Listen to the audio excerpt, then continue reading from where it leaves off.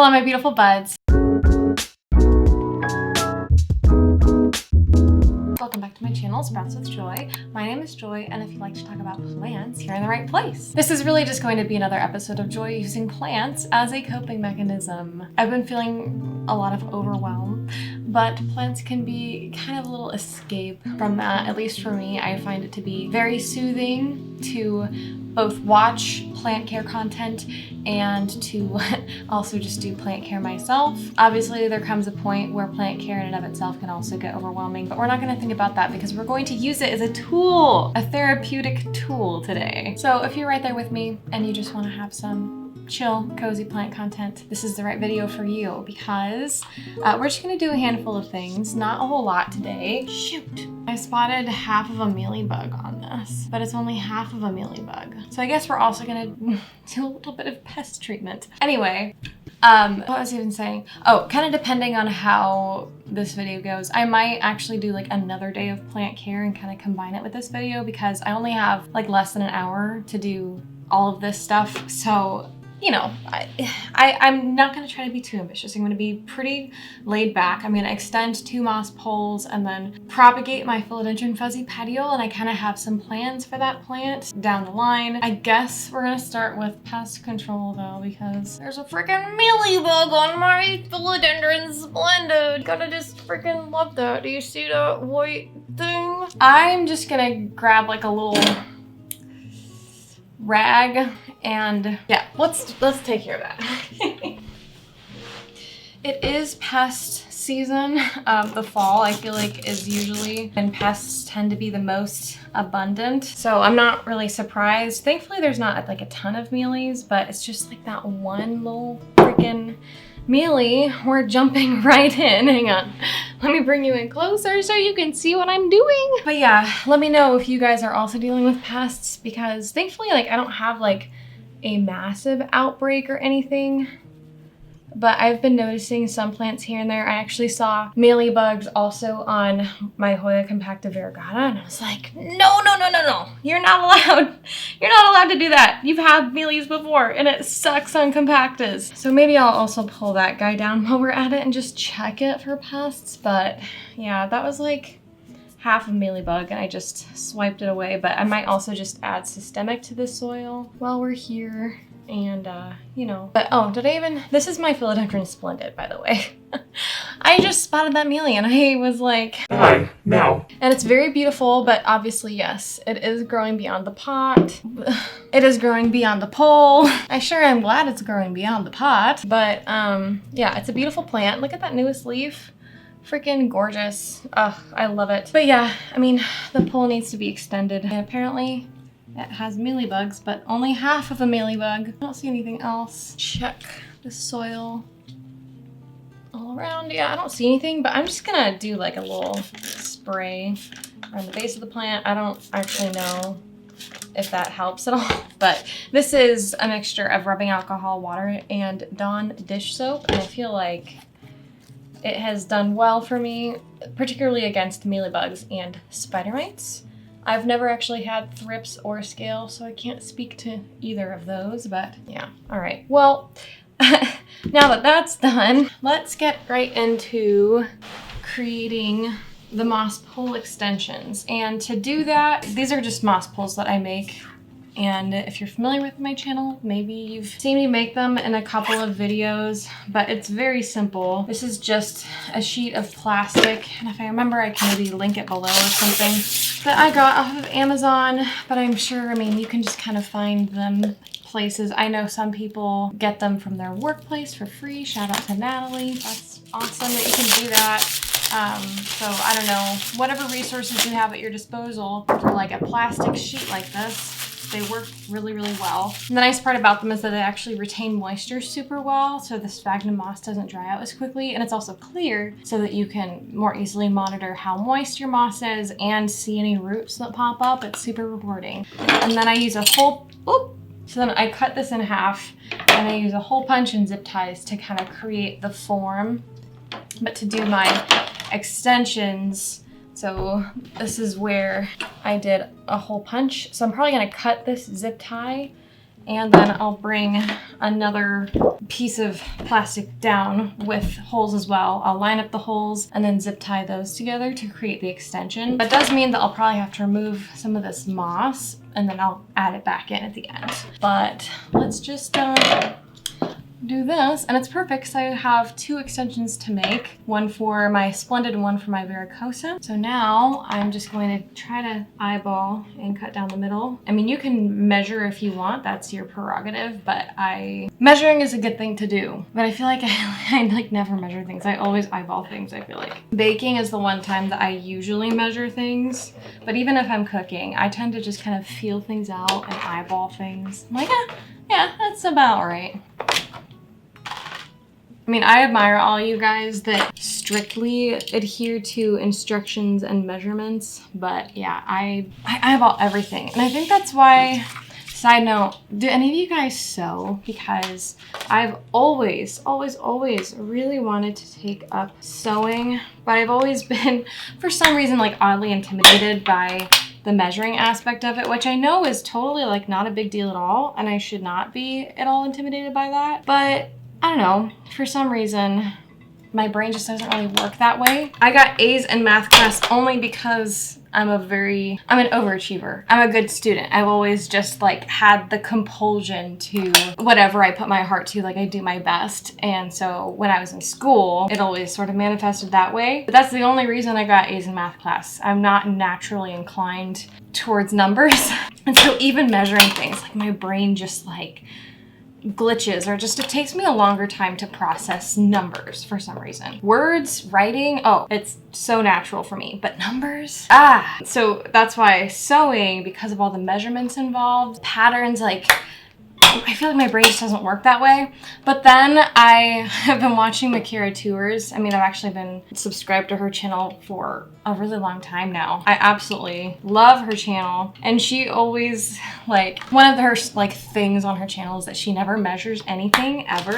And that is so freeing to me for some reason. I mean, I love that, even though like it's not really that practical. Maybe she does actually measure things, but she tends to like use, like, I don't know, squirrels, chickens, your hand. No, that's too normal. But just like stuff like that as frames of reference for her measurements, and I just think it's delightful. Okay, so here's where we're at with this.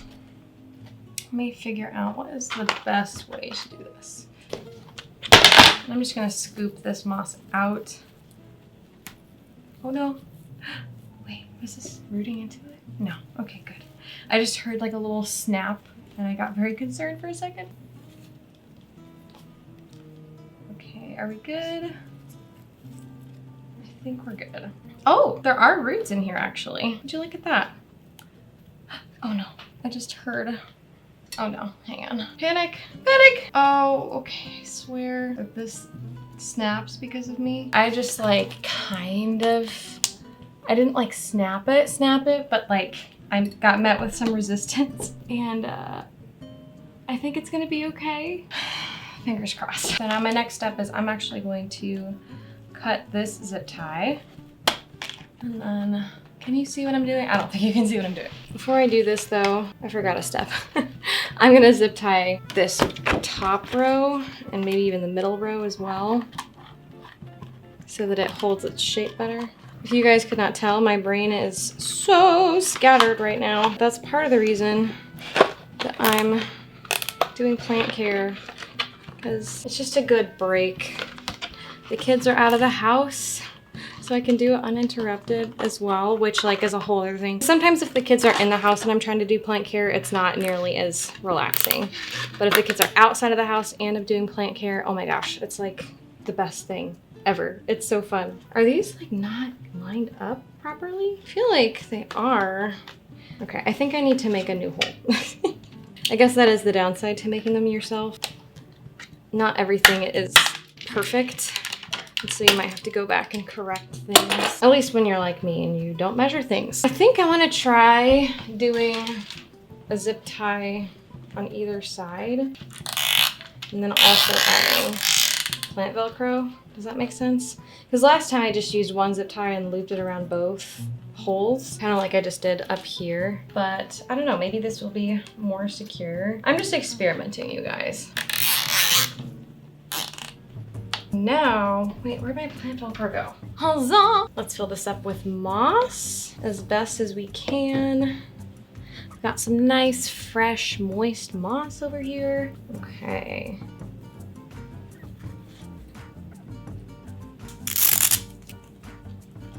If you cut plant Velcro too short, like I just did, I just cut another smaller piece and kind of combine the two pieces, which is very nice. And also great for people that don't like to measure.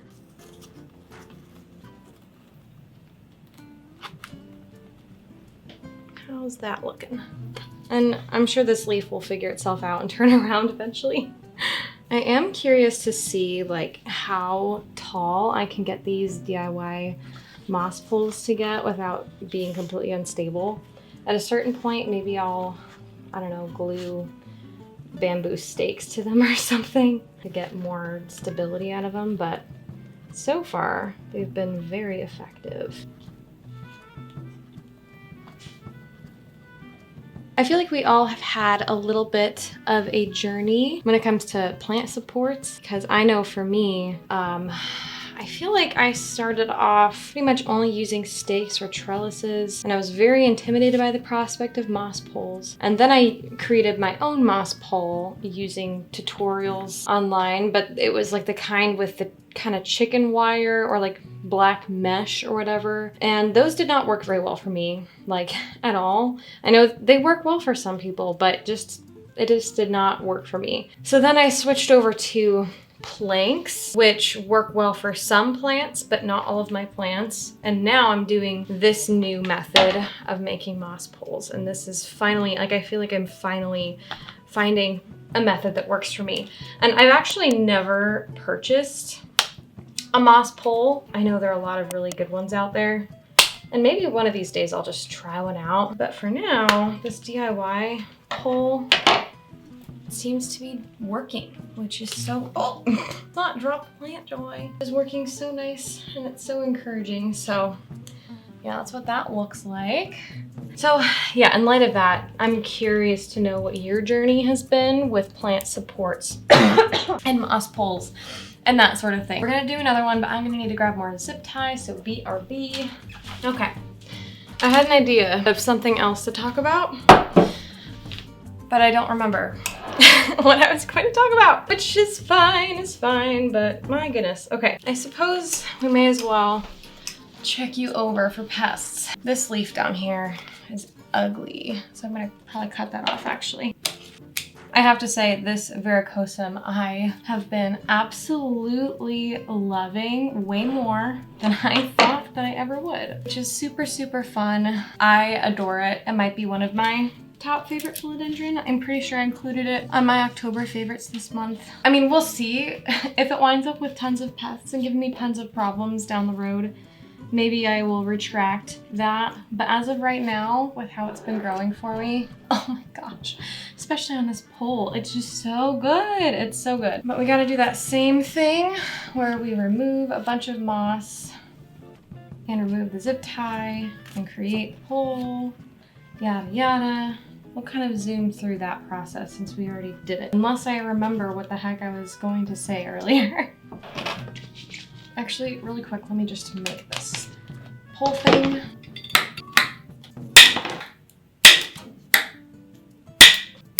I don't even want to know what faces I was making.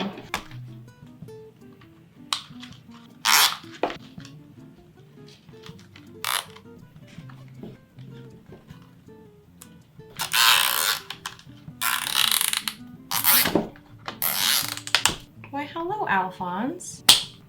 Oh, he loves it when I film. Hi. Okay, now let's add some moss.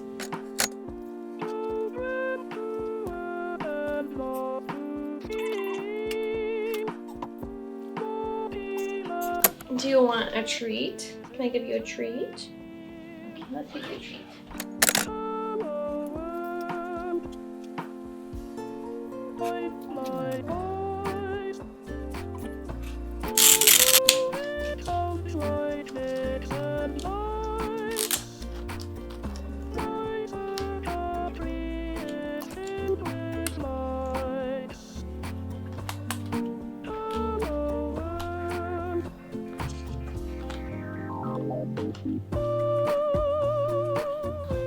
Okay, and there's that. Oh my gosh, this is such a gorgeous plant. Alphonse, do you think it's gorgeous too? Yeah?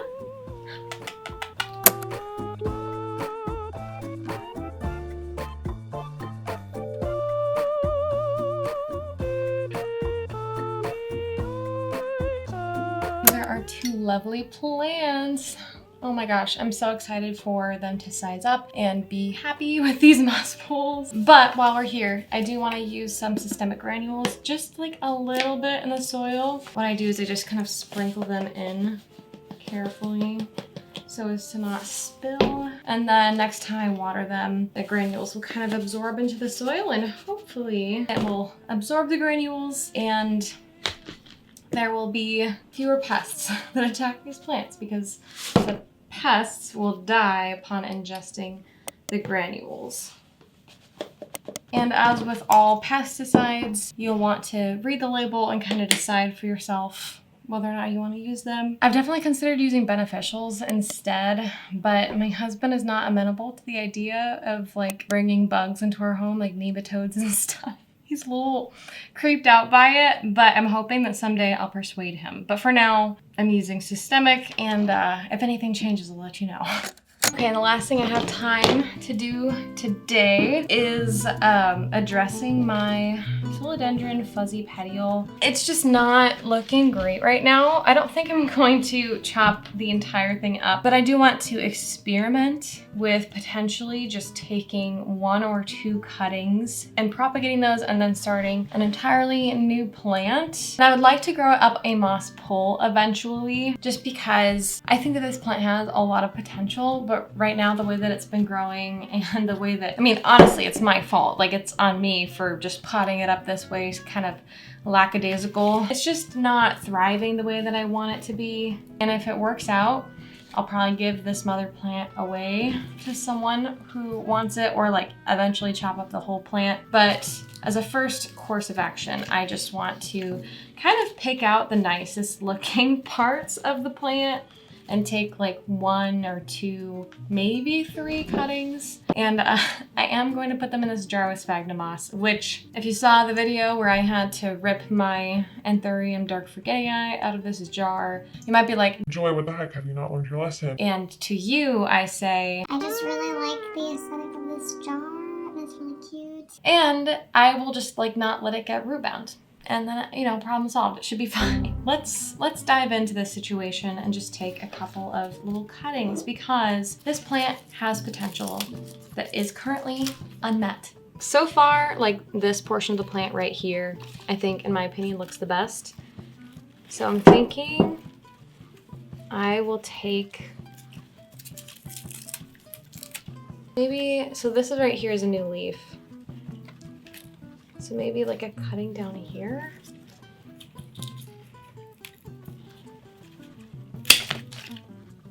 Crap. Are you joking? I cut off that leaf on accident.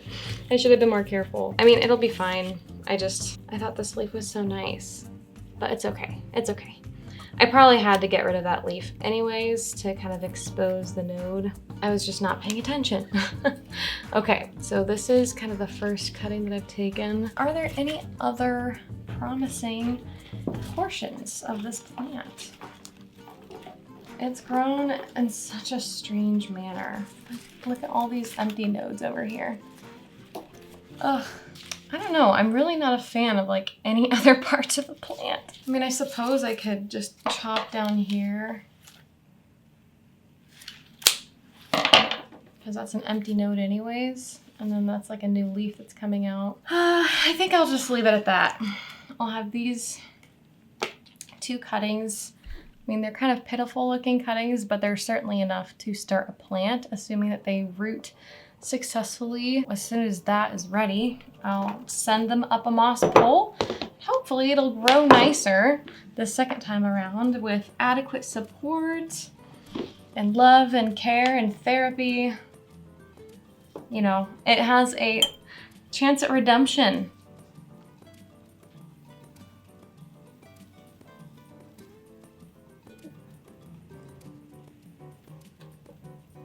I just need to remember to put this on a moss pool promptly as soon as it can, because sometimes I procrastinate that step and then they grow all gangly and weird anyways without pull or any support, and then I feel like I have to start over again. So we're not going to do that this time. That is my vow, but here we go.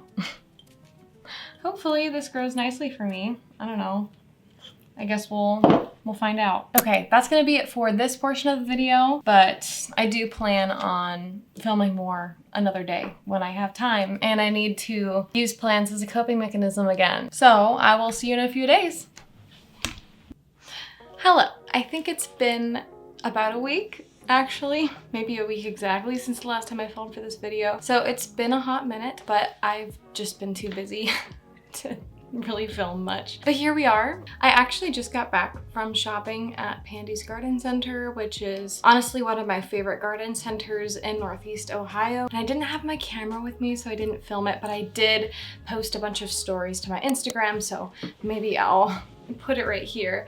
But yeah, I took a lot of pictures of the plants that were there, and I was just, oh, the selection was just impeccable today, and the plants were looking so good.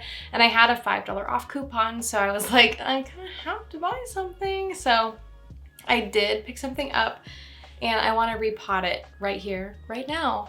And it is a Tasmanian tree fern. What the heck? This thing is so cool. The thing that really got me was how hairy it is. Do you see that? Hang on, I might need to bring you in closer. Do you see how hairy it is? Oh, I'm obsessed. It's so unique and weird, and I just absolutely love it. The problem is I historically have not had very much luck with ferns. I feel like they're not the most forgiving plant ever, unfortunately. And I feel like I often do pretty well with plants that are finicky, namely the Maritiaceae family. And I think that's primarily due to the fact that I'm really stubborn, so I just stick with it. But with ferns, it's like, if you make one mistake or you go on one little trip and they miss one little watering, they just off themselves. At least that's kind of been my unfortunate experience. I do want to try again. The last fern that I purchased, I think, was a rabbit's foot fern, and it is just, I've kind of given up on it. It just kept on declining no matter what I did, and I'm pretty sure it's just not alive anymore. I did try to save it by putting it in my prop box, because sometimes if a plant is declining, I'll put it in a plastic bin in front of south-facing window, and that usually does the trick, but unfortunately it did not do the trick with this fern. So I'm still learning ferns. I'm still figuring it out. I'd say they're probably the most challenging type of plant that I've grown, because I very rarely find success with them. But this was $10, but with a $5 off coupon, it was actually $5. I was like, I mean, am I willing to try it again for $5? And this is a really cool big fern. Yeah, I am. So we are going to repot it right now, though, because as you can see, the roots are just crawling out the bottom of the pot, and as I feel it, it's really busting out of this pot. I wish that I had a self-watering pot, because I would definitely try one of those with a fern. I feel like that would potentially be fairly successful. I'm gonna kind of do my own version of that, where I have a little plastic pot that's clear so I can keep an eye on the roots, and a cache pot with no drainage, so it'll just be like this situation, and I'll probably honestly water it in place and let it just continually soak up water and kind of always keep water almost like a reservoir. If I had pon or leca, I actually think I would also try that with a fern, because especially pon, I feel like they would maybe like that, but I don't have that right now. I've never actually tried it, so one of these days I should test out pon. That would be a fun video. As it is, I'm a soil girly. That's what we're doing today.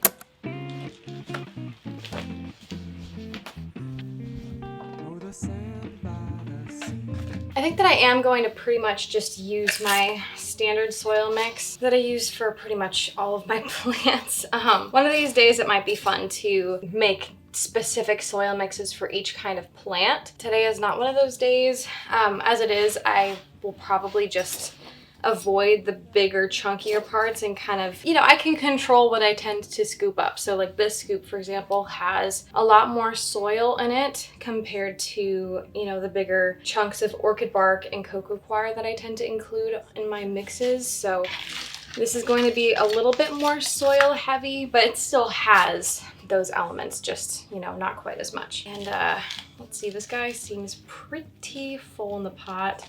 I kind of wish, oh, this really is not sizing up that much, unfortunately, because I think, oh, this is a 4.5 inch. For some reason, I thought this was a 4-inch pot, and I think that these are 5-inch. This is a 5-inch pot, I think. So it's barely an upgrade, but I don't know. Let's just see what the roots are like, I guess. Because I don't, oh my gosh, do you see that? That is like so many roots. They look kind of black, so it's harder to tell, but like, look at that, dude. That is wild. Do you see those roots? I don't think that I have a better option than this, to be honest with you. So maybe I'll pot it in this for now. It'll probably only be like a few months from now. Maybe I can find a self-watering pot. Look, that's giving me maybe a 1/2 inch more. I'll be right back. I'm gonna go see what I can find. I think that this is the best that I can do for this plant. It's an increase in size by about maybe 1.5 inches, it looks like. And this is the only, I guess, cash po that I have. It doesn't even fit perfectly. So like, that kind of stinks. But one of these days I will get a proper self-watering pot for this plant, hopefully. But I don't know, we'll have to see. I have truly no idea how long this plant's going to last in my collection. I mean, obviously I hope that it lasts a long time, but I don't know, man. Those roots. Should I break this up at all? I'm a little bit afraid to, because it's a fern and I don't want it to hate me, but like, maybe I'll just break it up a tiny bit.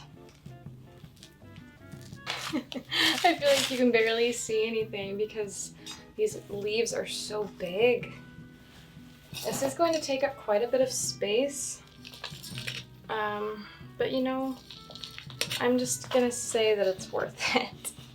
I think it's a really cool plant. It is a fern, so it's going to be different to grow from my other plants, but I do think that it might be more straightforward to grow compared to philodendron and stuff like that, just because, you know, you don't have the question of, is this going to climb or is this going to trail? And I mean, the way that it grows is very straightforward, and I can probably generally keep it in the same spot once I pick a spot for it. The deed is done. I will water this in shortly, but first I do want to propagate something while we're here.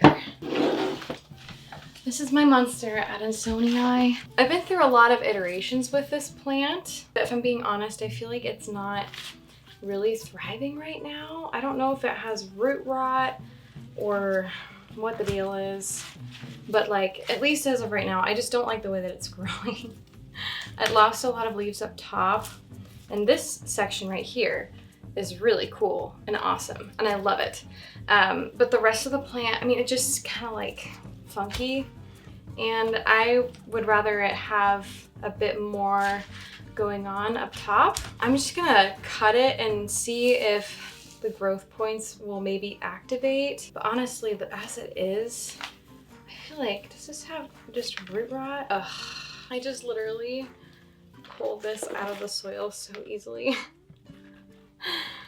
This whole section right here. Oh, that's ridiculous. Well, I guess I'm gonna chop it up and propagate it again and see if I can't just, because it looks like, okay, but some of this is doing fine. Okay. What am I doing? Oh my gosh. Okay. And what is happening over here? I just feel like this plant is being weird. Okay, I'm gonna like pot it back in because there's a lot of roots here, which is great. But it's like falling out of the pot for some reason. I'm just discovering this in real time, you guys. I just knew that this plant needed some help. Hang on, I'm just gonna scoop some of this out.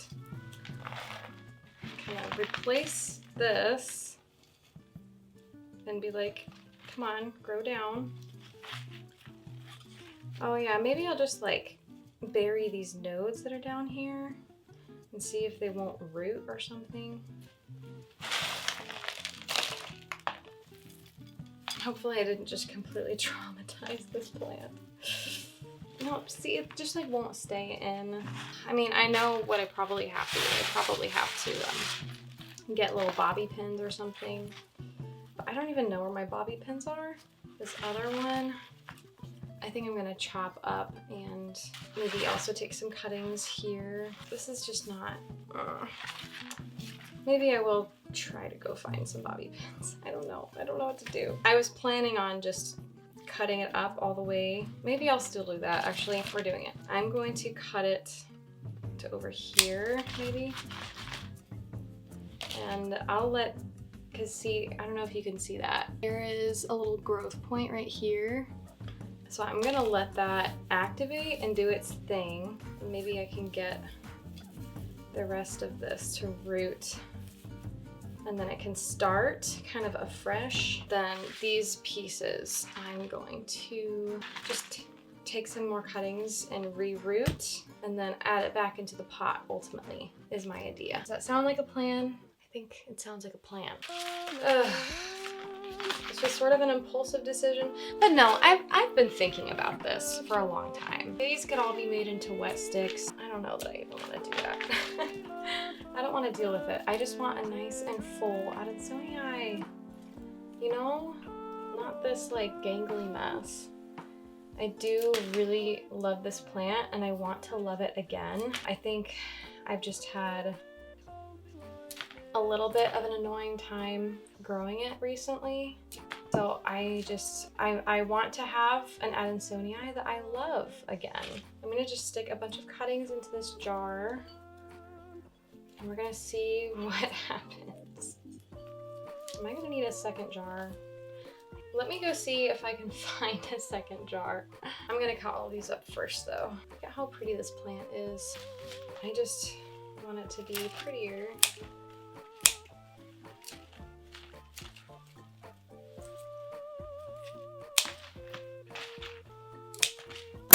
Second jar acquired. Isn't it so great how we just hoard jars to use them for these purposes? All right, look at that. All right, I'm gonna fill these up with water.